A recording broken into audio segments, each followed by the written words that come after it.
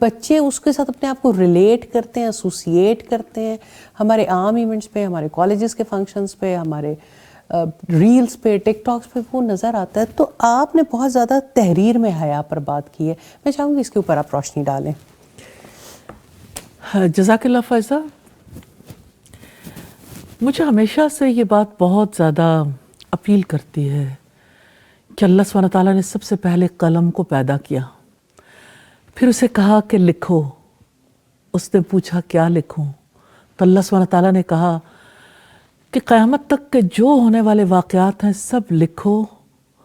قلم نے لکھا، پھر قلم اٹھا لیے گئے، صحیفے خشک ہو گئے. یہ اللہ کی تقدیر تھی. اللہ سبحانہ تعالیٰ نے قلم کی قسم کھائی ہے. قلم جو یعنی اللہ سبحانہ تعالیٰ کے ڈیسیژنز کو لکھنے والا تھا. یہ قلم ہے جس کی وجہ سے سوسائٹیاں پروان چڑھتی ہیں، سوسائٹی میں ہمتیں بلند ہوتی ہیں لوگوں کی. قلم کی وجہ سے کتنا زیادہ ڈفرنس آتا ہے. آپ یہ دیکھیں کہ کسی تہذیب کا اتار چڑھاؤ، اس میں قلم کا بڑا رول ہے.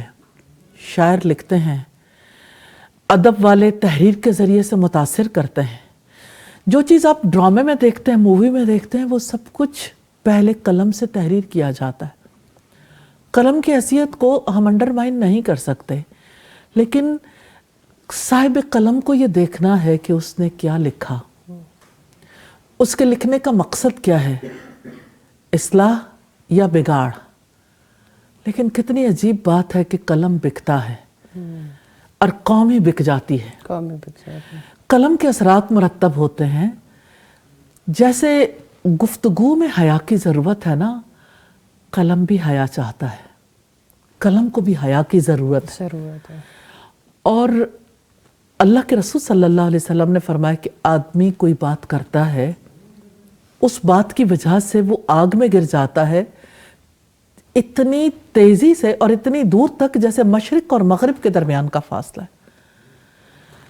تو جیسے بات کرنے سے ایک انسان اللہ کی آگ میں جا گرتا ہے، تو یہ جو قلم لکھتا ہے یہ بھی آگ کا سودا بن جاتا ہے. بعض اوقات جنت کا سودا بھی بن سکتا ہے اور بنتا ہے.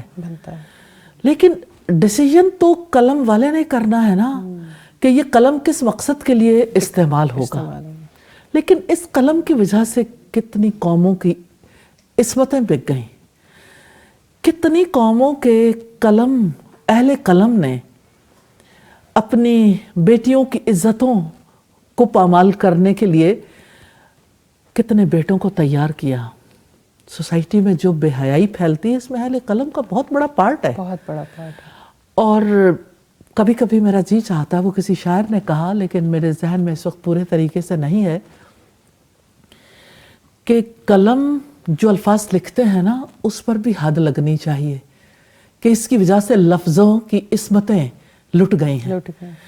کہ وہ چیزیں جو ہماری نسلوں تک پہنچ رہی ہیں اس میں اہل قلم کا بڑا رول ہے.